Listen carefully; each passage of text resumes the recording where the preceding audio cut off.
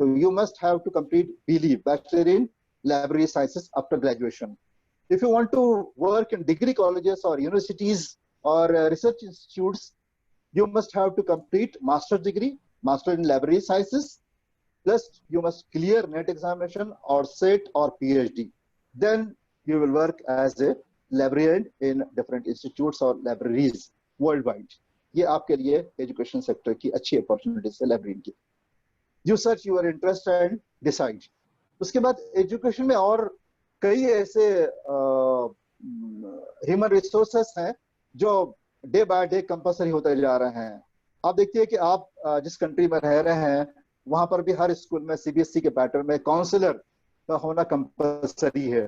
हर school में, पूरे दुनिया में, भारत में भी अब ये कल्चर आम होता जा रहा है.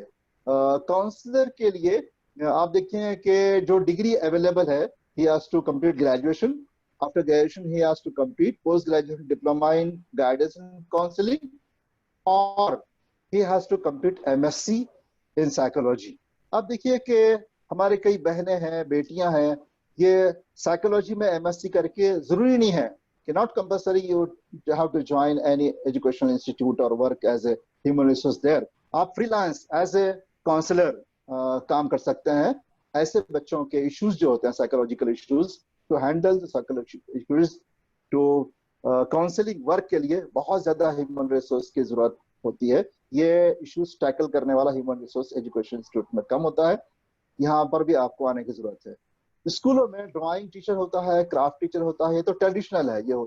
लेकिन हमारी आपसे ये रिक्वेस्ट होगी कि आप टॉप लेवल का ड्राइंग टीचर रहिए, आप क्राफ्ट टीचर बहुत टॉप लेवल का रहिए, क्रिएटिव रहिए. आप उसमें बच्चों को इन्वॉल्व कीजिए, आप अपने एबिलिटीज को इतना इम्प्रूव कीजिए, कंप्यूटर और इंटरनेट पे अवेलेबल रिसोर्सेस को इस्तेमाल करते हुए, एडिशनल कोर्सेस को टैग लगाते हुए कि आपको अपॉर्चुनिटीज इंटरनेशनल लेवल पर खुल सकती है. ये कंपल्सरी टीचर्स होता है, counsellor, drawing teacher, craft teacher. उसके बाद एजुकेशनल कंसल्टेंट का एक कल्चर डे बाय डे आम हो रहा है. कई इंस्टीट्यूट्स हैं, सोसाइटीज हैं, उन्होंने अपना ग्रुप ऑफ स्कूल्स एस्टैब्लिश किया है. उनके पास वो एबिलिटी या कैपेबिलिटी या मैनेजरियली स्किल नहीं है कि वो स्कूल को स्मूथ रन नहीं कर पा रहा है. तो आप वो देखते हैं कि ऐसे मैनेजर अपॉइंट कर रहे हैं जो एजुकेशनल बैकग्राउंड रखते हैं और वो मैनेजमेंट की और एडमिनिस्ट्रेशन की बहुत अच्छी क्वालिटी उनके पास है. तो ऐसे कई लोग आपको मिलेंगे जो अपने प्रोफेशन में प्रीवियसली दे आर टीचर, उसके बाद वो एमबीए करेंगे, MBA in educational management and administration, और फिर उसके बाद ऐसे मैनेजर वो वर्क करेंगे. सीबीएसई ने तो ये प्रपोजल रखा है कि मैनेजर अपॉइंट होता है स्कूल में स्मूथ रन करने के लिए, पूरे प्रोसेस को समझने के लिए. ये भी होता है आजकल मार्केट में कि कई स्कूल खुले हैं, they want to improve their quality, लेकिन वो क्वालिटी इंप्रूव नहीं कर पा रहा है. तो ऐसे कंसल्टेंट होते हैं, तो वो कंसल्टेंट को अप्रोच कीजिए. वो ये कहेंगे कि हम आपके स्कूल का जो पूरा with in 2 years quality improve करके देंगे. वो 2 year का पूरा कॉन्टेक्ट आपके स्कूल को लेंगे. ये कई स्कूलों को गवर्नमेंट की ग्रांट लेने के लिए फ्यूचर में उनको कुछ सर्टिफिकेशन हासिल करना पड़ेगा, जैसे ISO सर्टिफिकेशंस होते हैं या इंटरनेशनल लेवल पर सर्टिफिकेट्स होते हैं. Only then government will release the grant. तो ऐसी कंडीशन में एजुकेशनल कंसल्टेंट की बहुत ज्यादा नीड होती है. Next point please. नेक्स्ट.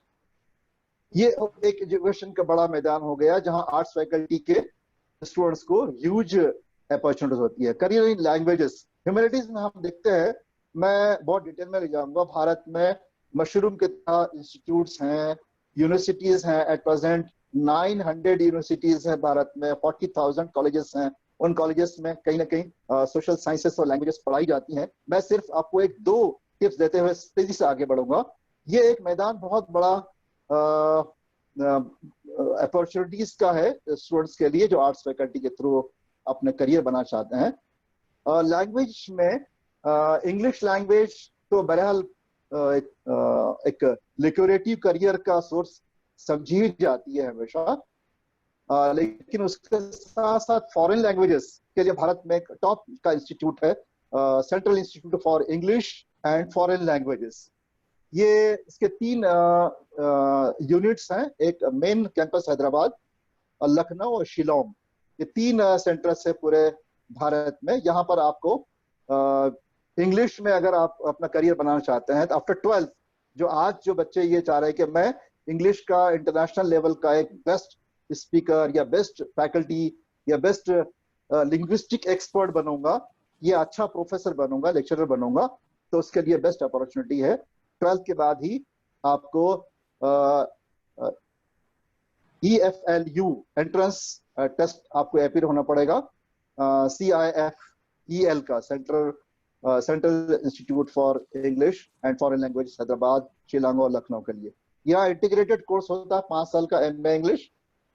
ये कोर्स करने के बाद आप बेस्ट फैकल्टी के तौर पर आप बाहर निकल सकते हैं। इसी के साथ इस सेंट्रल इंस्टीट्यूट में तीनों जगह पर आप देखते हैं कि 10 फॉरेन लैंग्वेजेस पढ़ाई जाती है। उसमें रशियन है, उसमें स्पेनिश है, उसमें अरबी है, इसमें फारसी है, पर्शियन लैंग्वेज है, तो इस तरह से 10 लैंग्वेजेस, जर्मन लैंग्वेज है। तो 10 लैंग्वेजेस में आपको ग्रेजुएशन प्लस पोस्ट ग्रेजुएशन और प्लस रिसर्च की फैसिलिटीज अवेलेबल है।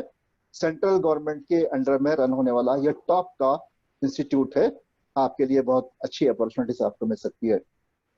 इसके बाद आपने कभी सुना नहीं होगा कि IIT के बारे में हमारा सिर्फ यही ख्याल होता है कि they run only technical and scientific courses. IITs social sciences और ह्यूमैनिटीज में भी PG कोर्सेज और UG कोर्सेज रन करती है। तो आपको MA इंग्लिश करने का बेस्ट ऑप्शन है IIT दिल्ली से। आपको इंटीग्रेटेड 5 इयर्स का MA करने का बेस्ट ऑप्शन अवेलेबल है IIT मद्रास से। तो ये ह्यूमैनिटीज और सोशल साइंसेस के जो कोर्सेज होते हैं IITs में, वो अपना इंडिपेंडेंट एंट्रेंस कंडक्ट करती है और एडमिशन देती है। फॉर एग्जांपल IIT दिल्ली में आपको MA इंग्लिश मिलेगा, MA sociology, MA psychology, MA आपको जो फिलोसॉफी और MA इकोनॉमिक्स, ये 5 सब्जेक्ट में आपको सोशल स्टडीज में यू कैन कम्पीट देयर। तो इस तरह से टॉप के इंस्टीट्यूट से अगर आपका टैग लगता है तो आपके प्लेसमेंट के लिए एक अच्छी अपॉर्चुनिटीज मिल सकती है। Next please. आप देखते हैं कि सोशल वर्क का एक बड़ा मैदान है आर्ट्स फैकल्टी के स्टूडेंट्स के लिए। NGOs काम करती हैं समाज की खिदमत का। NGOs में गवर्नमेंट के डिफरेंट डिपार्टमेंट्स में, सोशल वेलफेयर डिपार्टमेंट में और कई इंस्टीट्यूट में एज ए फैकल्टी के तौर पर या एज ए कंसल्टेंट के तौर पर you can work as a social. उसमें डिग्री होती है बच्चों को after 12 BSW bachelor in social work. Degree के बाद after degree MSW master in social work and you can complete PhD। भारत में ऑलमोस्ट जो यूनिवर्सिटीज है एकेडमिक यूनिवर्सिटीज, तो एकेडमिक यूनिवर्सिटीज और उसके अंडर में जो इंस्टीट्यूट्स है they run BSW and MSW. I suggest top level institute here, Tata Institute of Social Sciences, TIS. TIS has various campuses. Main campus is in Mumbai, Guwahati, Tuljapur, Maharashtra. 8 to 9 campuses are available in the country. You can get admission and complete degree of MSW, Master in Social Work there. उसके बाद next जो option होगा arts faculty के students के लिए, national level entrance examination. आप देखिए कि after 12 these are the top level entrance examination for 12th arts students.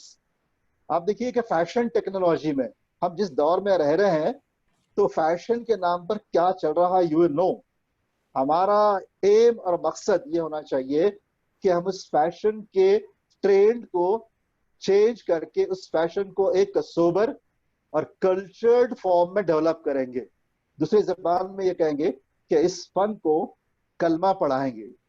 तो ये काम आप उसी वक्त करेंगे जब आपके पास वो स्किल होगी, और वो स्किल ऐसे इंस्टीट्यूट से पढ़ने के बाद अगर आपके पैदा होगी तो सोसाइटी के ट्रेंड को, आपका काम सिर्फ रोजी रोटी कमाना नहीं होगा, बल्कि सोसाइटी में जो गलत ट्रेंड्स है उसको भी चेंज करने का होगा। तो भारत में सबसे टॉप के जो इंस्टीट्यूट है फैशन टेक्नोलॉजी के लिए, उसको कहते हैं NIFT, national institute of fashion technology. ये मिनिस्ट्री ऑफ टेक्सटाइल के अंडर में चलते हैं। ऐसे तकरीबन 8 टॉप लेवल के इंस्टीट्यूट है भारत में। उसके लिए एंट्रेंस एग्जाम होता है। एंट्रेंस एग्जाम के थ्रू आपको एडमिशन मिलेगा और फैशन डिजाइनिंग और फैशन टेक्नोलॉजी के अलग अलग स्पेशलाइज 6 डिग्री कोर्सेस NIFT में रन होते हैं। You select as per your interest. उसके बाद दूसरा में जो टॉप लेवल का एंट्रेंस होता है फॉर आर्ट्स फैकल्टी स्टूडेंट्स, वैसे इस एंट्रेंस में any 12th science student can appear, लेकिन हम चूंकि टॉपिक हमारा 12th के आर्ट्स के लिए है, तो क्या अपॉर्चुनिटीज हैं उस पर हम बात कर रहे हैं। तो 12th आर्ट्स के बच्चों की प्लानिंग पहले से होगा। अगर कोई NIFT जाना चाहता है तो 10th के बाद से ही प्लानिंग करेगा कि NIFT का एंट्रेंस, उसके पेपर, उसका स्टडी मटेरियल वो मंगाएगा, ऑनलाइन कोचिंग उसकी अटेंड करेगा, उसके ऐप डाउनलोड करेगा और उसके एंट्रेंस की तैयारी करके उसमें एडमिशन लेगा। नेक्स्ट आप देखते हैं कि NCHMCT, national council for hotel management and catering technology. Hotel management के कई टाइप्स के इंस्टीट्यूट है। मैं सिर्फ आपको भारत के सबसे टॉप के इंस्टीट्यूट जो है, जो 12th आर्ट्स के स्टूडेंट्स को एडमिशन देंगे, इन इंस्टीट्यूट में तकरीबन 23 इंस्टीट्यूट है भारत में जो directly 5 star 7 star 6 star hotel से एफिलिएटेड होते हैं। यहाँ के ऑलमोस्ट बच्चे इंटर्नशिप के लिए वहीं जाते हैं और उनका प्लेसमेंट 100% इन्हीं 5 स्टार होटल्स में होता है। इसके लिए एक एंट्रेंस एग्जाम होगा, JEE nchm.nic.in, ये इसकी वेबसाइट है। ये JEE एग्जाम कंडक्ट करता है IGNOU, Indira Gandhi national open university. अब नाटा की तरफ यह रिस्पॉन्सिबिलिटी आ गई है, नेशनल टेस्टिंग एजेंसी है। तो जो बच्चे होटल मैनेजमेंट के टॉप के इंस्टीट्यूट एडमिशन लेना चाहते हैं भारत के, उनकी बेस्ट अपॉर्चुनिटी है, must prepared for JEE examination और एडमिशन। उसके बाद आप देखते हैं कि IPGMT, आप बैक प्लीज बैक। मैनेजमेंट में MBA और MBA में भारत में IIM बहुत मशहूर होते हैं। और IIM में एट प्रेजेंट आप देखते हैं कि हमारे जहन में ये होता है कि ग्रेजुएशन के बाद कैट थ्रू हम जाएंगे, लेकिन आफ्टर 12th अभी IIM ने नया ट्रेंड शुरू किया पिछले कई वर्षों से कि अब trap them when there are young, जो टैलेंटेड नौजवान है, वो टैलेंटेड यंग नौजवान घूम फिर कर वहां आता है। पहले वो IIT जाएगा, फिर उसके बाद IIM आएगा। उसके बजाय अब IIM ने ये ट्रेंड शुरू किया कि इंटीग्रेटेड MBA, आपको 12th के बाद ही 5 साल का इंटीग्रेटेड IIM में MBA होगा। और ये स्टार्ट हुआ है आपके Indian Institute of management Indore, जो है लिए ऑल इंडिया एंट्रेंस एग्जाम होता है।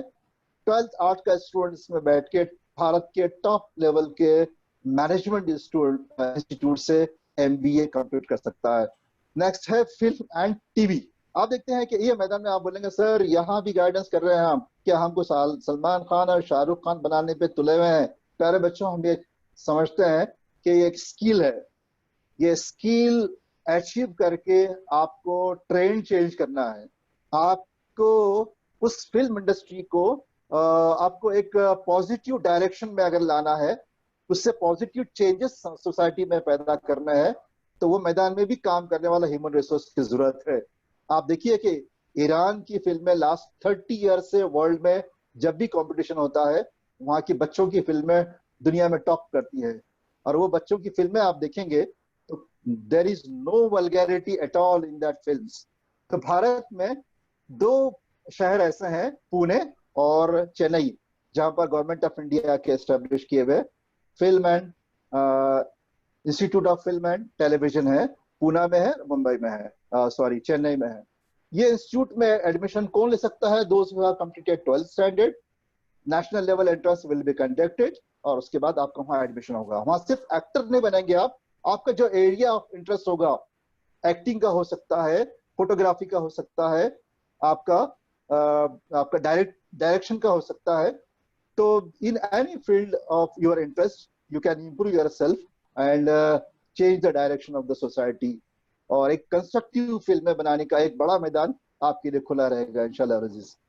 नेक्स्ट है bachelor of design from IITs।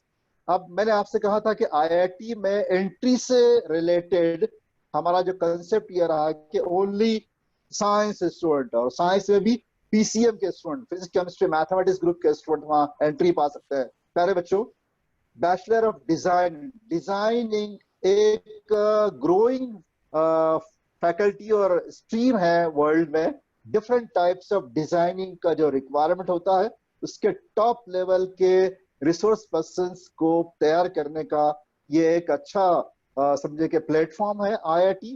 तो आईआईटी में आपको 3 इयर्स का बैचलर ऑफ डिजाइनिंग कोर्स होगा, 4 इयर्स का, सॉरी, ये 4 इयर्स के डिग्री कोर्स के लिए आपका एंट्रेंस होगा नेशनल लेवल पर। उस एंट्रेंस का नाम होगा UCEED, undergraduate entrance examination for designing. ये कोर्स अगर आप अच्छे मार्क्स से क्वालिफाई करते हैं, you can get admission in bachelor of designing course in IIT Mumbai, IIT Hyderabad, IIT Guwahati, IIT triple IT Jabalpur. तो ये 4 इंस्टीट्यूट है के एडमिशन के लिए यूसीडी एग्जाम होगा। Prepare yourself please. अब आप डिटेल देखिए, स्टडी पे जाइए, इंटरनेट पे पूरी तफसीलात आपको मिलेगी। Next please, next slide. Najmuddin Saab, just I would like to stop you a few minutes. Time is over, but still you can take 10 minutes more to cover the things, inshallah. Okay, some points are remain only. Okay. I can complete within 5 to 10 minutes, inshallah. Yes, okay. Journalism एक बड़ा मैदान है, liquidity मैदान है journalism. Arts faculty के students को लिए, for arts faculty student journalism में भी मैं ये कहूंगा कि आपको बेस्ट के ऑप्शंस कहाँ मिल सकते हैं, ये देखिए आप। तो मैं आपके सामने टॉप लेवल के जो इंस्टीट्यूट हो सकते हैं वही आपके सामने रखूंगा। जो स्टूडेंट्स 11-12 करते हैं, 11-12 के बाद ग्रेजुएशन कर लेते हैं, ग्रेजुएशन के बाद अगर वो पीजी लेवल से अगर जर्नलिज्म में डाइवर्ट होना चाहते हैं, तो उनके लिए सबसे टॉप के जो इंस्टीट्यूट अवेलेबल है भारत में, तो Indian Institute of mass communication Delhi में, उसके बाद जामिया मिलिया इस्लामिया यूनिवर्सिटी का मास कम्युनिकेशन जो एमए मास कम्युनिकेशन की 2 साल की डिग्री है। एट प्रेजेंट आप जितने टॉप मोस्ट टीवी चैनल्स देखेंगे उसमें बहुत से लोग they have completed there MA mass communication from Jamia Millia Islamia. तो टॉप लेवल का इंस्टीट्यूट है, नेशनल लेवल का एंट्रेंस होता है, एंट्रेंस के थ्रू सिलेक्शन होगा। उसी तरह जेएनयू है, दिल्ली यूनिवर्सिटी है, और हमारे जो मीडिया हाउसेस हैं, मीडिया हाउसेस भी मास कम्युनिकेशन का पीजी कोर्स रन करते हैं। उसमें 2 बहुत अहम है। टाइम्स ऑफ इंडिया ग्रुप का मास कम्युनिकेशन का इंस्टीट्यूट है दिल्ली में, और इंडियन एक्सप्रेस ग्रुप का मास कम्युनिकेशन का इंस्टीट्यूट है दिल्ली में। ये अपने अपने न्यूज़पेपर्स में इसकी ऐड देते हैं। नेशनल लेवल का इंटरेस्ट लेके आपको पीजी कोर्स के लिए एडमिशन होगा। जाहिर बात है कि टाइम्स ऑफ इंडिया ने इंडियन एक्सप्रेस के ग्रुप के डायरेक्ट इंस्टीट्यूट में एडमिशन मिलेगा, तो आपको एक हेल्दी एटमॉस्फेयर मिलेगा to grow yourself as a best journalist there. तो एक अपॉर्चुनिटी रखी है। और भी है, एशियन कॉलेज ऑफ जर्नलिज्म है आपके लिए, एससीजे के नाम से चेन्नई में बहुत मशहूर कॉलेजेस है। Xavier institute of communication Mumbai का, this institute also playing very good role in journalism field. Mudra institute of communication Ahmedabad में है, यहाँ कई टाइप्स के आपको जर्नलिज्म के कोर्सेस अवेलेबल हैं। मनोरमा स्कूल ऑफ कम्युनिकेशन है, ये जनरली हम देखते हैं कि विजुअल जो मीडिया है आपका, विजुअल मीडिया में बहुत इफेक्टिव रोल प्ले करता है मनोरमा स्कूल ऑफ कम्युनिकेशन। ये कोट्टायम में है, केरला स्टेट में। तो यहाँ प्रिंट एंड डिजिटल जर्नलिज्म बहुत स्पेशल इनका अपना कोर्स है, और ब्रॉडकास्ट एंड डिजिटल जर्नलिज्म एक अच्छा टॉप लेवल का इनका कोर्स है to work in visual media. Visual media में भी अच्छे जर्नलिस्ट यहाँ तय करते हैं। आप अपना इंटरेस्ट चेक कीजिए, आपकी पर्सनालिटी चेक कीजिए, और उसके बाद डिटेल और इंस्टीट्यूट के साइट पे जाइए, और उसके बाद करियर का प्लान कीजिए। Next please. आर्ट्स फैकल्टी के स्टूडेंट्स के लिए पर्टिकुलरली हमारे वो स्टूडेंट्स जो अपने अंदर जो है कुछ एडवेंचरीज रखते हैं और ट्रैवल का मिजाज रखते हैं, और डिफरेंट कल्चर और हिस्ट्री के स्टडी का इंटरेस्ट रखते हैं, तो उनके लिए Indian Institute of Travel and tourism management ये कोर्स है, और गवर्नमेंट ऑफ इंडिया का मिनिस्ट्री ऑफ टूरिज्म के अंडर में ये रन होते हैं इंस्टीट्यूट। तो ये इंस्टीट्यूट भारत के डिफरेंट मकामात पर काम करते हैं। हेड ऑफिस इनका ग्वालियर में है, और ग्वालियर का यूनिवर्सिटी के अलावा 6 ऐसे यूनिवर्सिटीज है भारत में जहां Indian Institute of Travel and tourism के अंडर में डिफरेंट कोर्सेज रन होते हैं। तो मेन 2 कोर्सेज होते हैं हमारे लड़कों के लिए, खासतौर पर हम सजेस्ट करेंगे उसको, कि एक होता है बीबीए इन टीटीएम, टीटीएम में ट्रैवल एंड टूरिज्म मैनेजमेंट, ये ऑल इंडिया लेवल का एंट्रेंस होता है इसके लिए, और वो एंट्रेंस के लिए वेटेज होगा 70 मार्क्स का। उसके बाद जीडी होगा, ग्रुप डिस्कशन, उसके बाद पर्सनल इंटरव्यू होगा, ये 15-15 मार्क के होंगे। तो इस तरह से written test 70 marks, GD 15 marks and personal interview 15 marks. तो उसमें से मेरिट लिस्ट बनेगी, एडमिशन मिलेगा। उसके बाद MBA in travel and tourism management होता है इंस्टीट्यूट में। तो इस एडमिशन के लिए कोई इंडिपेंडेंट एग्जामिनेशन नहीं होता है, बल्कि जो एमबीए के लिए डिफरेंट एग्जामिनेशन होता है। कैट कॉमन एडमिशन टेस्ट होता है, मैनेजमेंट एडमिशन टेस्ट होता है, एग्जैक्ट जेवियर एडमिशन टेस्ट होता है, CMAT होता है सेंट्रल गवर्नमेंट का AICTE के थ्रू कंडक्ट किया जाने वाला CMAT, और इंटरनेशनल लेवल पे जो GMAT एग्जाम होता है, वर्ल्ड वाइड अब्रॉड इंस्टीट्यूट में एमबीए को एडमिशन के लिए। अगर इनमें से कोई एक एंट्रेंस एग्जाम में आप अपीयर हो, तो on the basis of the score of CAT, MAT, JET, CMAT और GMAT, you will get admission in Indian Institute of Travel and Tourism institutes. ये भी एक अच्छा लिक्विडिटी करियर है जो एडवेंचर का मिजाज रखता है। तो various careers are remain, time बहुत शॉर्ट है।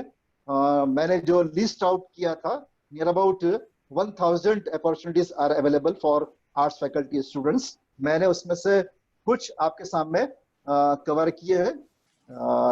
ये टाइम लिमिट की वजह से मैं यहाँ रुकता हूँ।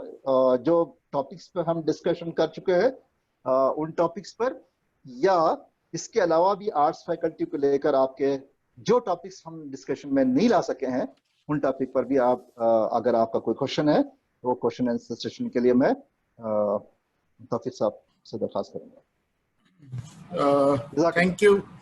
Thank you, Najmuddin Saab. It's a really wonderful talk and wonderful presentation indeed. Now is a question answer session. So I would request the participant to raise your questions in the chat box by raising your hand. We will take up the questions in the sequence way. And again, I would request that ask one question at one time. When I call your name, so unmute your mic and ask the question directly to the speaker. Secondly, after the question answer session, I will be sharing the polling. So you are all requested to share your feedback. It will be a feedback form. Just share your inputs, that how was the session and how did you like it. So now I'm requesting all the participants to ask the question. Please raise your hand in the chat box. रुखसान Mohammad. Arshad साहब, अगर return form में आए तो आप read कीजिएगा। Okay, sure.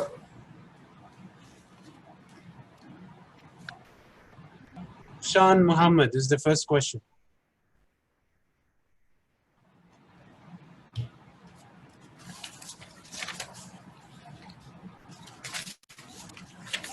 Rukhshan, please ask the question directly.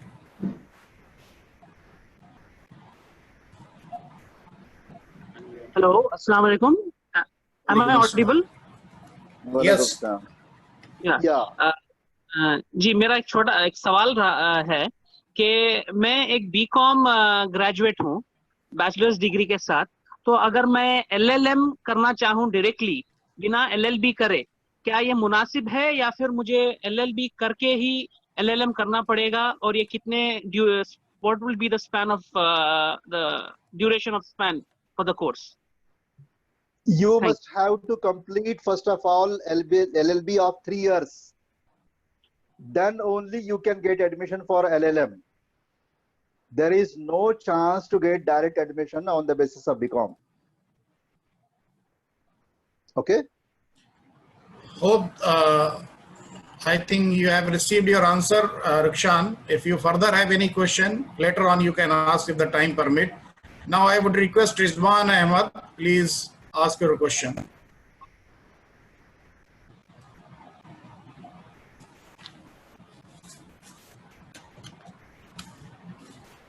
Unmute yourself. Yeah. Thank you very much for the nice presentation, Speaker Mohammed Najmuddin Saab. My question is, you did not speak about anything about like competitive exams like services, IAS, IPS. Yeah, I had already told that various options are remain due to time limit here. आपके लिए arts faculty के basis पर central level पर और state level पर various opportunities हैं. Any graduate can appear for different competitive examinations. For example, आप अगर यूपीएससी सिविल सर्विसेज एग्जाम लेंगे तो यूपीएससी सिविल सर्विसेज में आर्ट्स फैकल्टी बहुत ज्यादा आपको हेल्पफुल भी होगी, इसलिए कि वहाँ जो सब्जेक्ट आपको कवर करने होते हैं, particularly history, political science, public administration, sociology, etc., geography, these subjects are very helpful to prepare in UPSC civil services examination.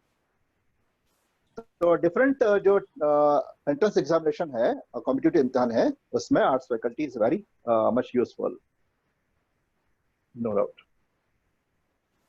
Okay, Rizban, you hope that you have understand your answers, the whatever you raised the question. Now I would request Divika Suresh. Yes, sir.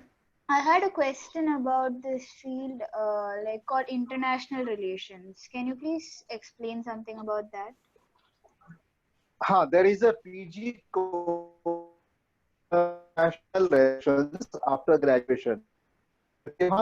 Your graduation, BA with the particular subject, admission to MA in international relation course here. This course is being run in different central universities in India and state government run academic universities also. If you search in JNU website or Delhi University website or Jamia Millia University website, you will find these details regarding this course.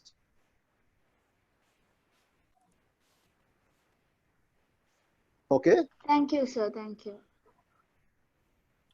Thank you, Devika, for asking the good question. Now, I would request Shafiq Saab. Assalamu alaikum, Najmuddin Saab. I have a question. My son is in 10th standard now, and he is very passionate about getting into catering. So, can you please suggest me what is it that he can do it right from the beginning, right, simultaneously continuing with 10th? Is there any course which he can get into as a short-term course or something?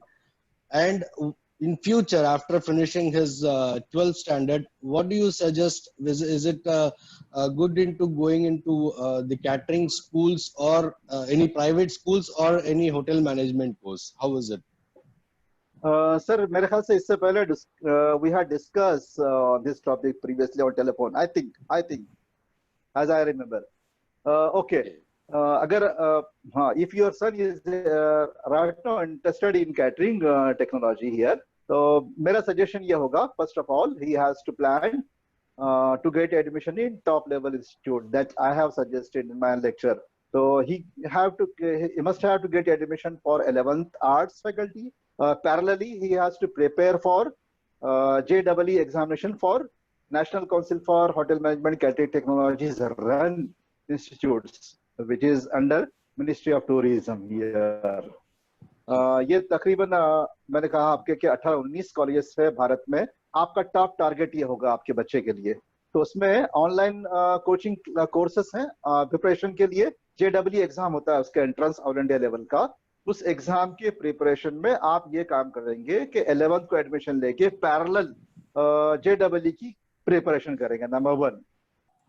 अगर यहाँ नहीं होता है तो आपका plan B ये होगा कि भारत में कई ऐसे इंस्टीट्यूट है नेशनल लेवल पे जो होटल ग्रुप रन करता है, जैसे ओबेरॉय ग्रुप ऑफ होटल्स हैं या ताज ग्रुप ऑफ होटल्स है. तो ताज ग्रुप ऑफ होटल्स का हमारे औरंगाबाद शहर में है होटल मैनेजमेंट का इंस्टीट्यूट चलता है. ओबेरॉय का मुंबई में चलता है. डिफरेंट सिटीज में अगर आप वेबसाइट पे सर्च करेंगे तो आपको पूरे ये इंस्टीट्यूट मिलेंगे. और ये इंस्टीट्यूट अपना ओन एंट्रेंस एग्जाम कंडक्ट करते हैं. ये कहते हैं BA, उसको कहिए होटल मैनेजमेंट डिग्री नहीं कहते हैं, BA in hotel management and catering technology या BA इन हॉस्पिटैलिटी मैनेजमेंट कहते हैं. तो इस तरह के डिग्रीज आपको होटल ग्रुप रन इंस्टीट्यूट मिलेंगे। नंबर 3। नंबर 4, स्टेट लेवल पर 2 तरह के आपको इंस्टीट्यूट मिलेंगे इसमें। जैसे आप अगर महाराष्ट्र से बिलोंग करते हैं या दूसरे किसी स्टेट से बिलोंग करते हैं, वहां होता है degree course, bachelor in GS. You belongs to Maharashtra?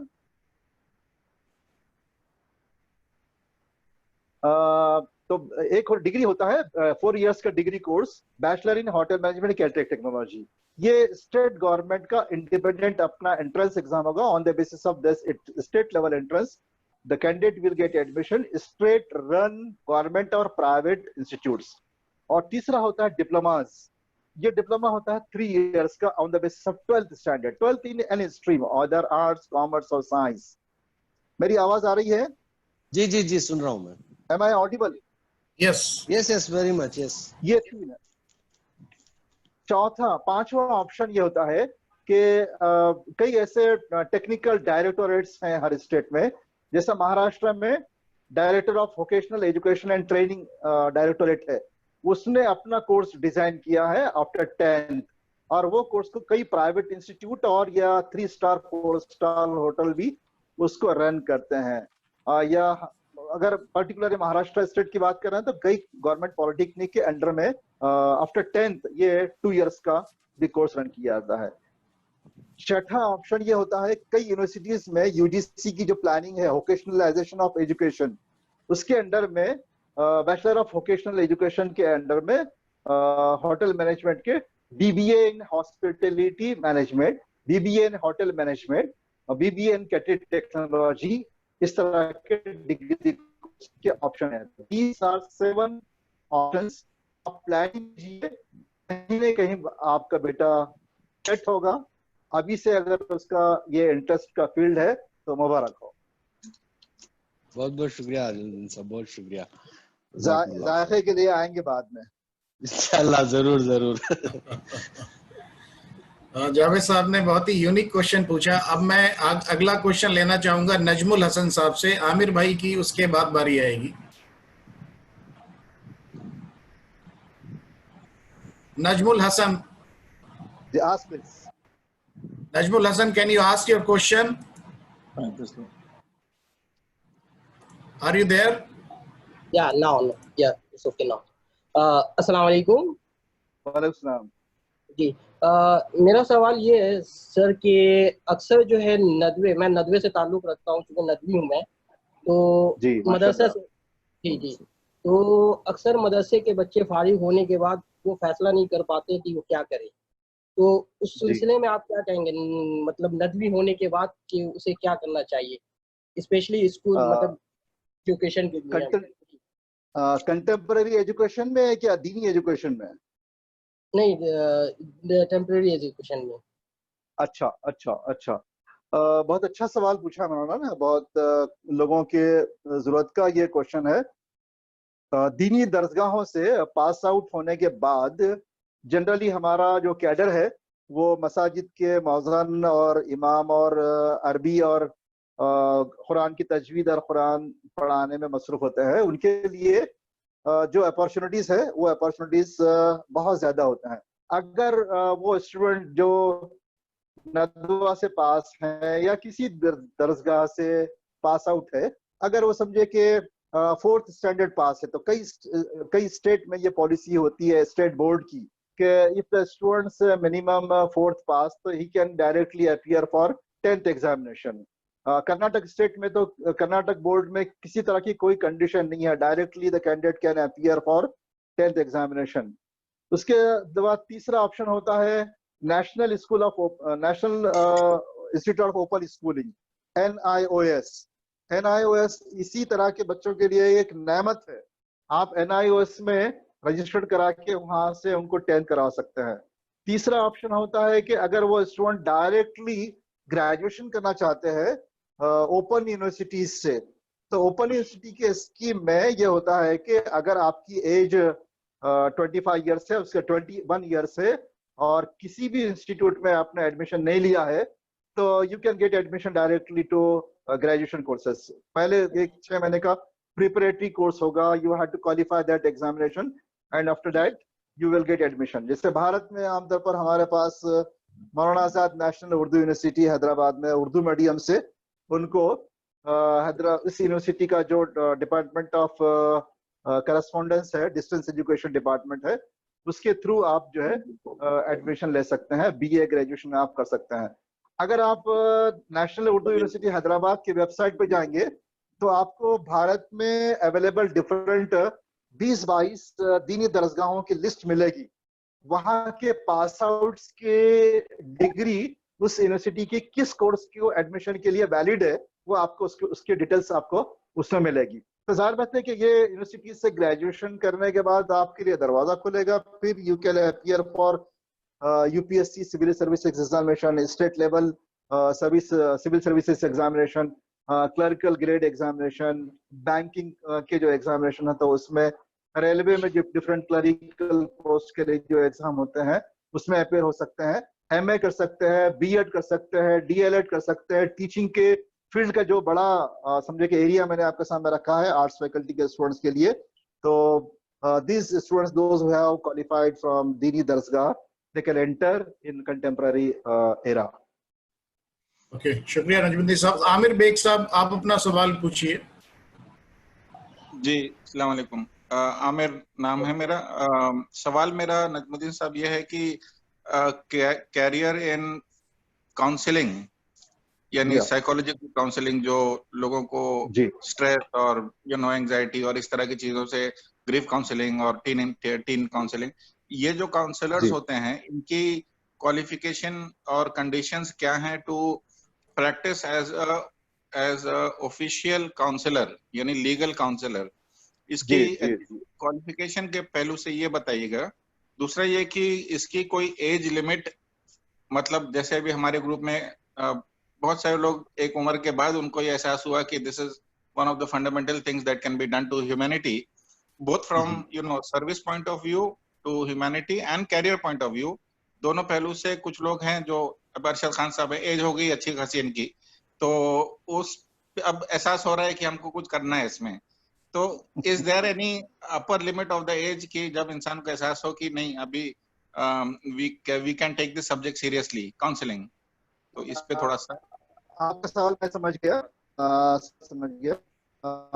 चीज ये क्लियर करूं कि एजुकेशन के हासिल करने के लिए कोई एज बार नहीं होती है, बहुत से कोर्सेज के लिए।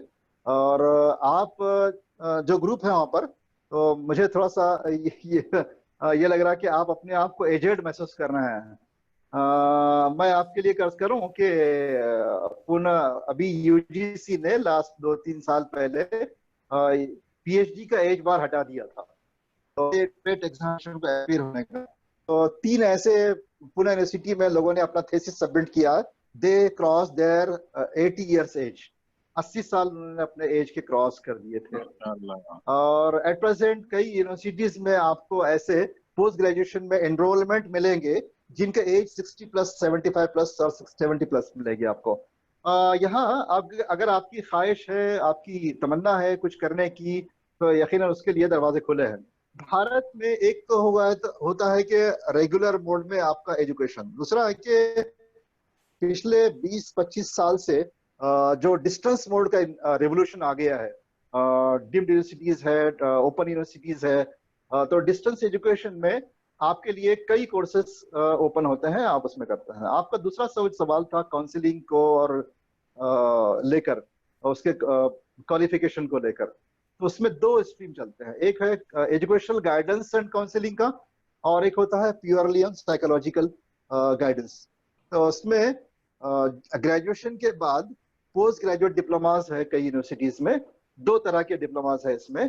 एक होता है रेगुलर स्ट्रीम में है, मोड में है, ऑलमोस्ट जितने एकेडमिक यूनिवर्सिटीज है भारत की, वो यूनिवर्सिटी डिपार्टमेंट्स में post graduate diploma in career guidance and counselling, ये होता है 1 साल का। और ये होता है दूसरा, आप डिस्टेंस मोड में भी कर सकते हैं। डिस्टेंस मोड में कई सेंटर है। एक एग्जांपल के तौर पर आपको मैं कहूँ, जामिया मिलिया इस्लामिया की वेबसाइट पर जाइए, तो उनका 1 साल का एजुकेशनल एंड काउंसलिंग गाइडेंस का वो पोस्ट ग्रेजुएट डिप्लोमा होता है, पीजीडी इन एजुकेशनल गाइडेंस, ये एक होता है। दूसरा होता है साइकोलॉजिकल काउंसलिंग जो होती है स्टूडेंट्स के डिफरेंट इश्यूज को टैकल करने के लिए, वो में एमए साइकोलॉजी रिक्वायरमेंट है उसका। तो एमए साइकोलॉजी डिपार्टमेंट है भारत के ऑलमोस्ट यूनिवर्सिटीज में है। अलबत्ता ये डिस्टेंस मोड में अवेलेबल नहीं है। कोई अगर कह रहा भी तो वो समझे कि क्वालिटी आप अचीव नहीं कर पाएंगे जो करना है। इसको रेगुलर मोड में ही करना ज्यादा बेहतर होता है। तो एमए साइकोलॉजी के बाद काउंसलिंग का एक मैदान खुला होता है, एज ए फ्रीलांस काउंसलिंग या किसी इंस्टीट्यूट को अटैच होकर एज ए काउंसलर आप काम कर सकते हैं। जहां तक आपका ग्रुप है, वो ग्रुप से मैं दरख्वास्त करूंगा अपनी तमन्ना और ख्वाहिश को दबाए मत रखिएगा, यकीनन उसको इम्प्रूव कीजिएगा। सलाहियतों में डे बाय डे इजाफा होता रहना चाहिए। ये जो जमाना जिस तेजी से बदल रहा है, उस तेजी से बदलते जमाने में अपने जो पहले से रिक्वायर्ड आपका क्वालिफिकेशन है, जो एरिया है आपका, उसमें डे बाय डे आपके स्किल्स इंप्रूव होना चाहिए। उस डिग्री को और कौन से जो है एडवांस कोर्सेस अवेलेबल है जिसके हम और अपडेट कर सकते हैं अपने आप को, वो भी अवेलेबल है। अगर आप यू टर्न लेना चाहते हैं तो उसके लिए भी कई ऑप्शंस अवेलेबल है। बहुत बहुत शुक्रिया, खास तौर पे नजमुद्दीन साहब, क्योंकि आपने इस सवाल को बहुत एलाबोरेटली एक्सप्लेन किया और आमिर साहब को उनका आंसर जरूर मिल गया क्योंकि वो मुझसे भी जुड़ा हुआ सवाल था। मरियम ने भी सवाल यही पूछा था, आई थिंक उनको भी आंसर मिल गया। अब मैं शमशाद साहब से दरखास्त करूंगा। शमशाद साहब, अनम्यूट कर लीजिए अपने आप को।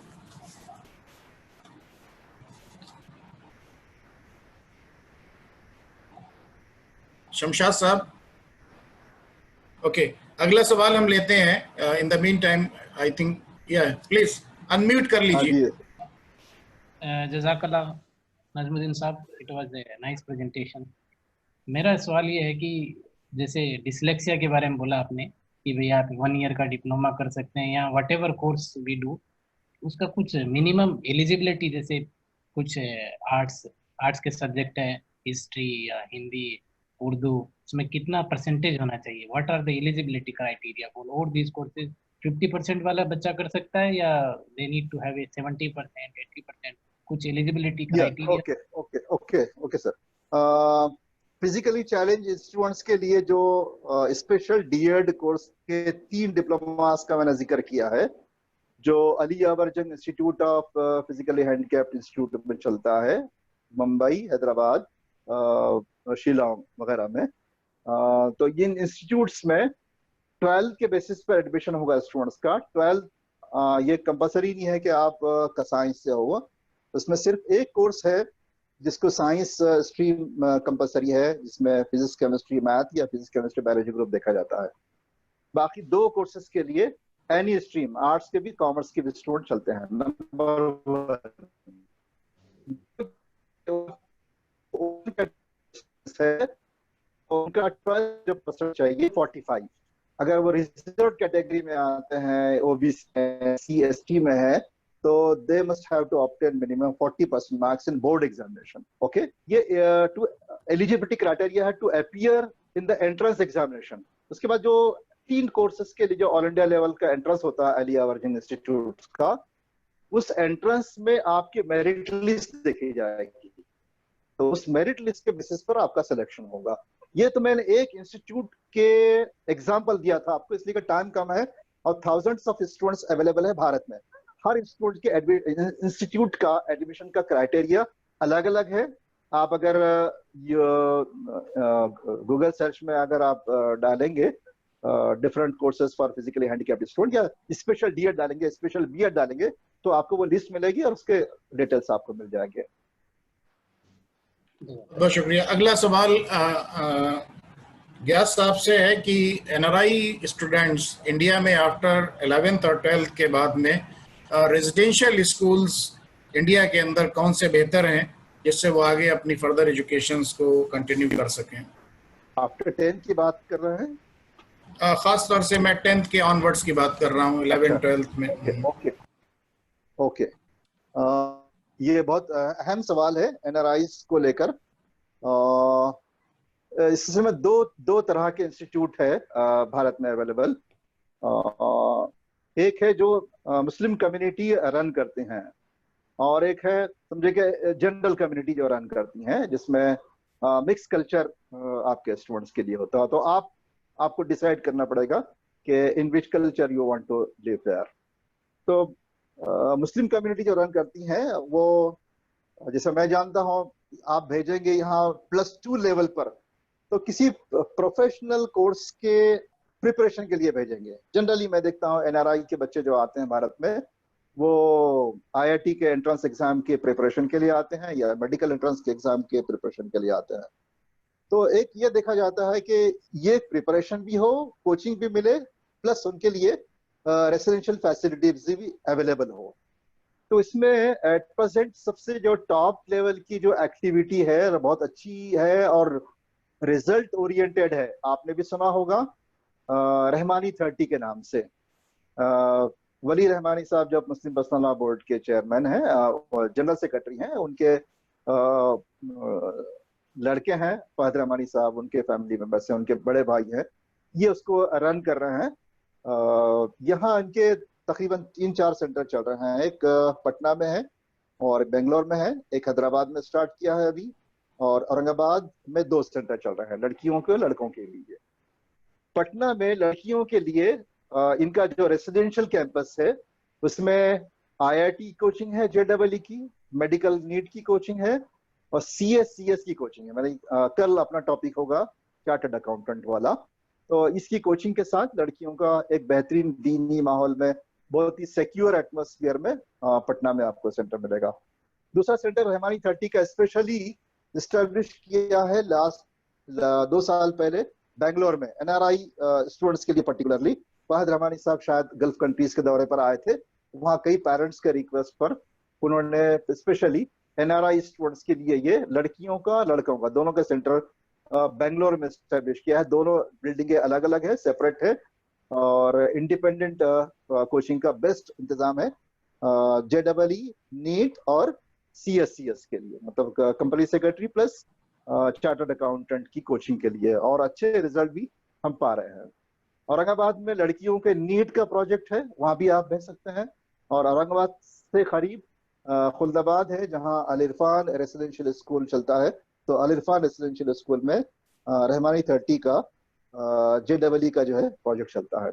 इसके अलावा शाहीन एकेडमी है, आपने नाम सुना होगा शाहीन एकेडमी का मेन सेंटर है बीदर के अलावा भारत में 17-18 जगह पर इन्होंने अपने सेंटर्स एस्टेब्लिश किए हैं, जहां रेसिडेंशियल फैसिलिटीज भी अवेलेबल है।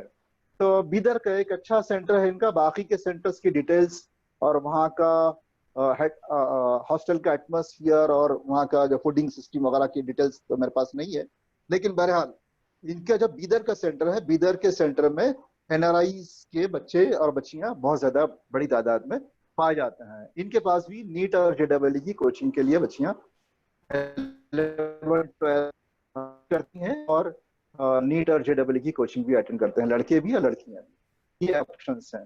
जहाँ मिक्स सोसाइटीज के स्कूल हैं एक बड़ी तादाद है। जनरल जो रेसिडेंशियल स्कूल है वो तो बड़ी तादाद में। अगर आप हेलो, मेरी आवाज आ रही? आपकी आवाज आ रही है, लेकिन वक्त की कमी है, मैं थोड़ा चाहूंगा कि आप शॉर्ट में आंसर कर दीजिए। जी जी जी जी जी।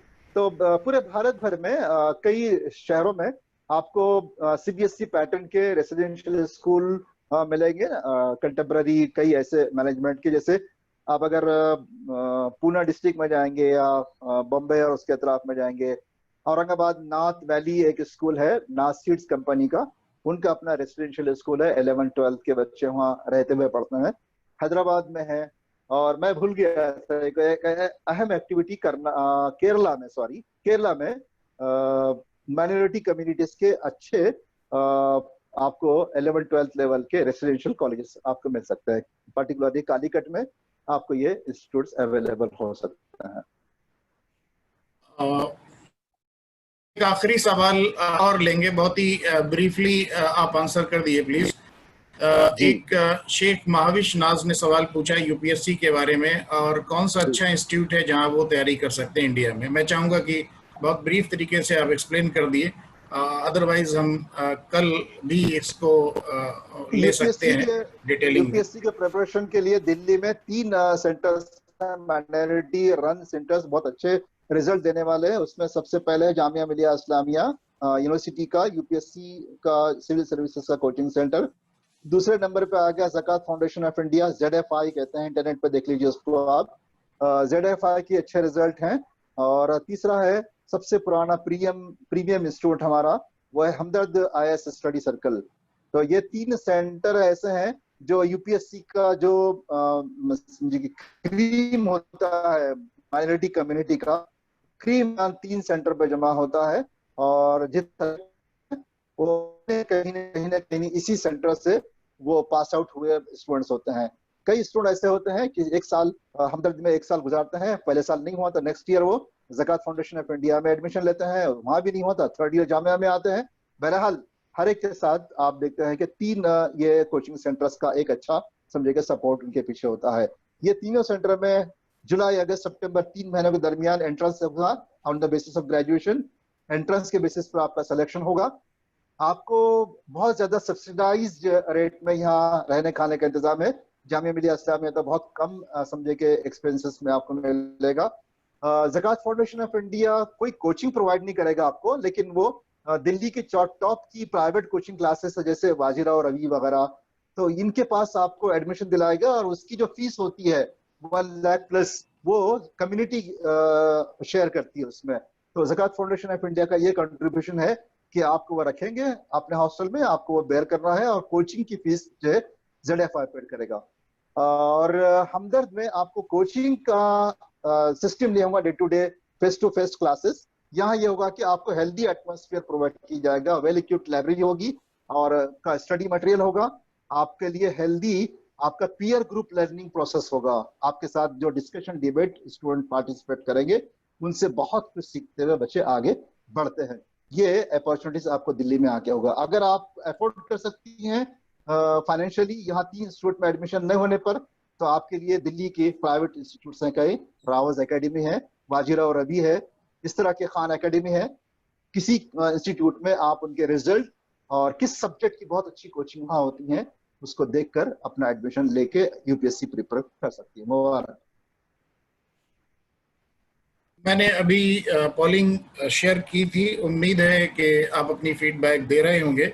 और फर्दर अगर आपको कुछ इन्फॉर्मेशन चाहिए तो आप हमें ईमेल कर सकते हैं pwaisb2015@gmail.com। मैं रिपीट कर रहा हूँ, pwaisb2015@gmail.com। नजमुद्दीन साहब, बहुत बहुत शुक्रिया आपका, आपने अपना कीमती वक्त निकाला और आपने एक बहुत ही डिटेल इंफॉर्मेशन हम सबके साथ में शेयर करी। मुझे उम्मीद है कि इस टाइप की इंफॉर्मेशन जो हम एनालाइज हैं, इनको कई बार बड़ी मुश्किल से मिलती है क्योंकि हमारा कनेक्शन डायरेक्ट इंडिया में नहीं होता है। तो ये इंफॉर्मेशन मैं समझता हूँ बहुत ही वैल्यूएबल इंफॉर्मेशन आपने शेयर करी। मैं वंस अगेन आपका शुक्रिया अदा करता हूँ PWA के प्लेटफॉर्म से कि आपने अपना कीमती वक्त निकाला और आपने उस शॉर्ट टाइम में बहुत कुछ हमारे साथ में शेयर किया। मैं पार्टिसिपेंट का भी शुक्रिया अदा करता हूँ। इसको एंड करने से पहले मैं दोबारा से आपको रिमाइंड कराऊंगा कल के सेशन के लिए। कल का सेशन कॉमर्स स्ट्रीम पर होगा, जो अपने आप में बहुत ही यूनिक सेशन है और जिसमें भी बंडल ऑफ इंफॉर्मेशंस आपको मिलेगी और आप अपने बच्चों के लिए उस स्ट्रीम को सेलेक्ट कर सकते हैं। तो मैं यहाँ पर इस सेशन को एंड कर रहा हूँ। Thank you everybody for joining this wonderful session. Thank you, Najmuddin sir. Jazakallah. Okay.